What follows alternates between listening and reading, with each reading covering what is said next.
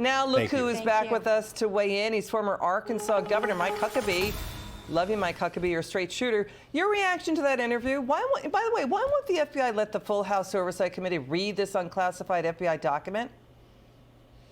Because they don't think there's any consequences for them to just thumb their nose at Congress. This is insane. Nobody elected the FBI to anything. And in our form of government, the highest really power in our government are the people who are elected by the people to serve.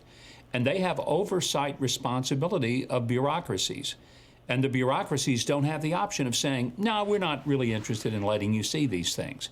And it's an outrageous affront, really not just to Congressman Comer and his oversight committee. It's an affront to the American people to basically say, it's none of your business. Well, yes, it is our business, and they need to pony up and give them the documents. So the FBI does a full-blown launch of a probe on Trump-Russia on an unvetted, uncorroborated allegation, and basically using a Steele dossier financed by the DNC and the Hillary Clinton campaign. And now they've got documents and allegations that they're circling the wagons around. And, you know, Governor, you know, the White House is acting like you can't ask any questions about this. Let's get your reaction to NSA spokesman John Kirby here. Watch. One question on the House oversight investigation, please. As you know, on May 10th, they issued a report showing that the Biden family allegedly funneled $10 million into their bank accounts while Joe Biden was vice president. Members of the committee have said there may be several national security concerns at hand here with their alleged ties to the foreign countries. Admiral, have you read the report yourself, and do you personally think that there are any national security concerns here? No and no. What do you think, Governor? They're covering up. I mean, you know, they can say whatever they want to, but they are not answering questions. I frankly can understand why they don't want to answer questions, because I don't think the answers are going to do them any good.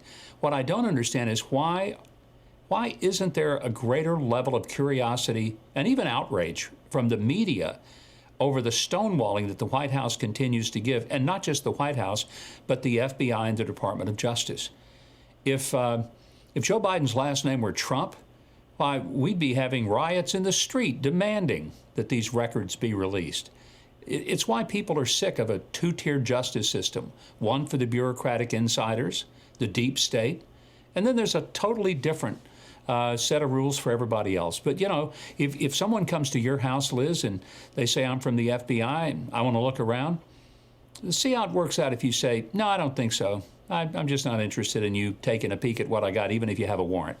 But what we really have is we have clear evidence of election interfering from the highest levels of our government, and that ought to scare the pants off of every American.